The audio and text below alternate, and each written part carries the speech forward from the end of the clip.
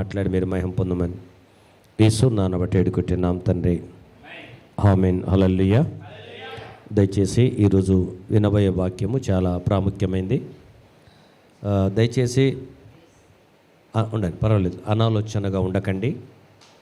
తర్వాత మనము వినేది కేవలం ఒక హాఫ్ అన్ అవర్ దేవుని వాక్యం వింటాం. ఈ హాఫ్ అన్ అవర్లో కూడా స్థిరత్వం లేకపోతే మనం దేవుని సన్నిధి నుంచి మనం ఆశీర్వాదాలు పొందుకోలేం. ఈ రెండు విషయాలు మీరు అర్థం చేసుకోండి. రాత్రి పగలు దేవుని దగ్గర ఉండి మరి దేవుని యొక్క ఈ లేఖన భాగాన్ని మీ మధ్యలో పంచుకోవడానికి ప్రభు మాకు కృపనిచ్చాడు. అపోస్తుడైన పౌలు గారు రెండు విషయాలు గలతీ పత్రిక సంఘానికి రాశాడు.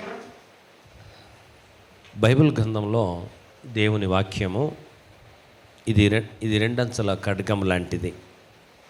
ఇర్మియా గ్రంథములు అంటాడు, నా మాట అగ్ని వంటిది, బండలు పలగొట్టే సుచ్చ వంటిది. ఈరోజు రెండు విషయాలే మీతో నేను ప్రభు మాట్లాడడానికి సిద్ధంగా ఉన్నాడు. ఈ లోకంలో దుర్బోధ ఈ లోకానికి వచ్చింది, దేవుని వ్యతిరేకించే బోధ వచ్చింది. మంచి మంచి క్రైస్తవులు పడిపోతున్నారు.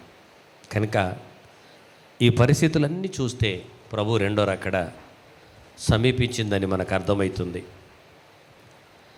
అల్లర్లు, దాడులు, చంపడాలు. ఒక వ్యక్తిని చంపుతున్నాడు, ఆ వ్యక్తి చనిపోడా? ఈరోజు మందిరాలు కూలుస్తున్నారు. నువ్వు మందిరాలను కూర్చిన క్రైస్తవులను చంపిన నువ్వు చనిపోయి ఎక్కడికి వెళ్తావు తెలుసా?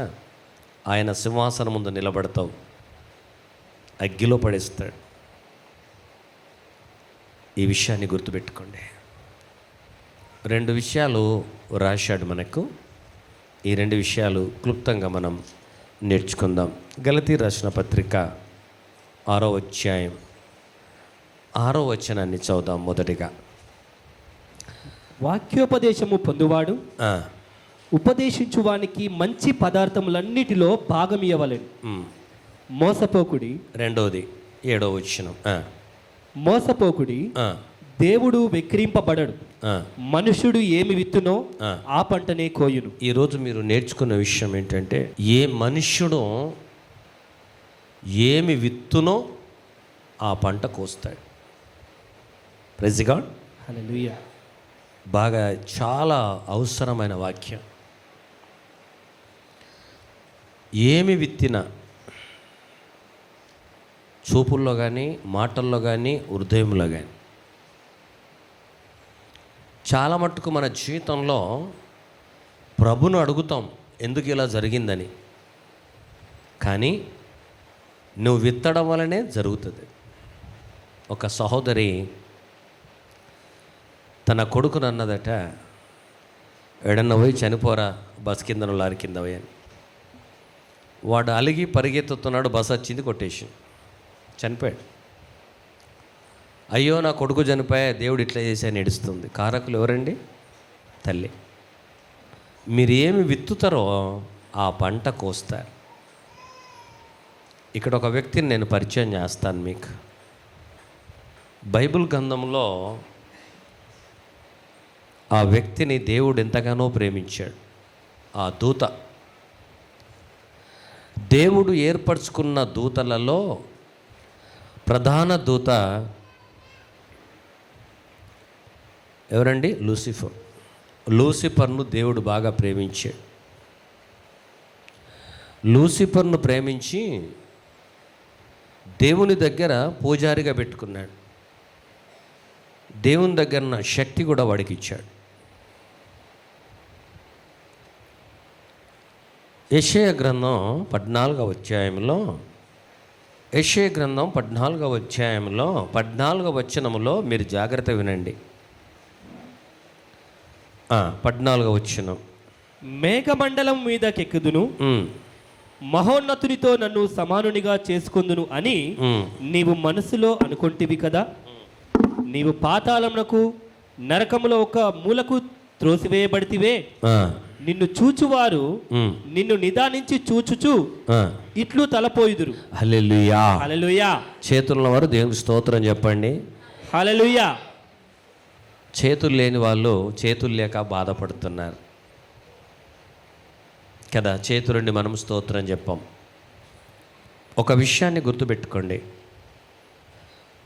దూతలలో ప్రాముఖ్య దూతగా దేవుడు మన లూసిఫర్ను చేసుకున్నాడు, ప్రేమించాడు, బాధ్యతలు అప్పచెప్పాడు. ఈ బాధ్యతలు అప్పచెప్పిన తర్వాత వాడు మనసులో ఒక విత్తనం విత్తిండు. ఇది చాలా డేంజర్ అండి. ఏం విత్తనం విత్తాడు?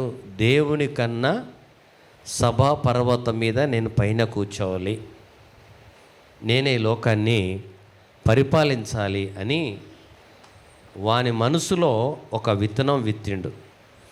దేవుడికి మనకు ఎలాంటి కాంటాక్ట్ ఉంటుందంటే, ఫ్యాన్ బటన్ వేస్తే ఫ్యాన్ తిరుగుతుంది. ఎప్పుడైతే మాట వాడు మనసులో విత్తిండో దేవునికి తెలిసే వెంటనే వాడిని భూలోకానికి పడేశాడు, సైతానుగా మార్చేశాడు. దేవదూతగా ఉన్న దూత ఈరోజు ఒక డెవిల్గా మారింది. కింద పడేయబడ్డాడు, సాతానుగా తేజో నక్షత్రంగా పిలువబడ్డవాడు, వేకువ చుక్కని పిలువబడ్డవాడు ఈరోజు సాతానుగా భూమి మీద పడేయబడ్డాడు. కారణం ఏంటి? ఒకసారి మనం ఆలోచిద్దాం. ప్రైజ్ గాడ్, హల్లెలూయా. హల్లెలూయా.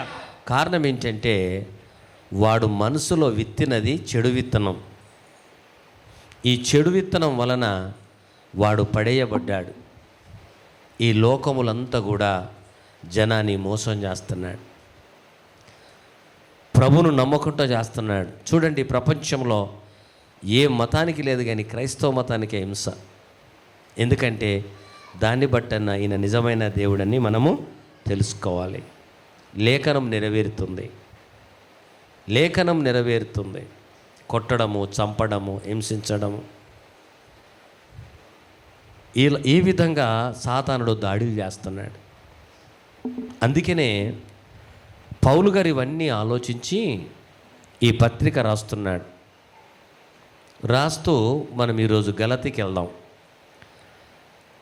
6వ వచనంలో చక్కని మాట చెప్తున్నాడు. ఇక్కడ వాక్య ఉపదేశం పొందువాడు, ఉపదేశించు వానికి. చదవండి గట్టిగా. వాక్యోపదేశము పొందువాడు. మీరు వాక్యోపదేశం పొందుతున్నారా, పొందుతలేరా? పొందుచున్నాం. ఎవరు బోధిస్తున్నారు? దైవ సేవకుడు. ప్రైజ్ గాడ్, హల్లెలూయా. హల్లెలూయా. హల్లెలూయా. మరి ఈరోజు మనం చేస్తున్నామా? మీరు చేస్తారా, చెయ్యరా? కాదు. వాక్యం అన్నది ఉన్నదన్నట్లు బోధించడం దేవుడు మాకు ఇచ్చిన కృప. ఈ వాక్యం వింటున్నప్పుడు మీ హృదయంలో సత్యమనే బీజం ఉంటుందా, లేక సాతాను మీకు ప్రేరేపిస్తాడు? ఎందుకు ఇవ్వాలి, ఏంటికి ఇవ్వాలి, ఎందుకు ఇవ్వాలి, ఏంటికి ఇవ్వాలి? That is your life. నువ్వు ఏం విత్తుతావో ఆ పంటను కోస్తావు.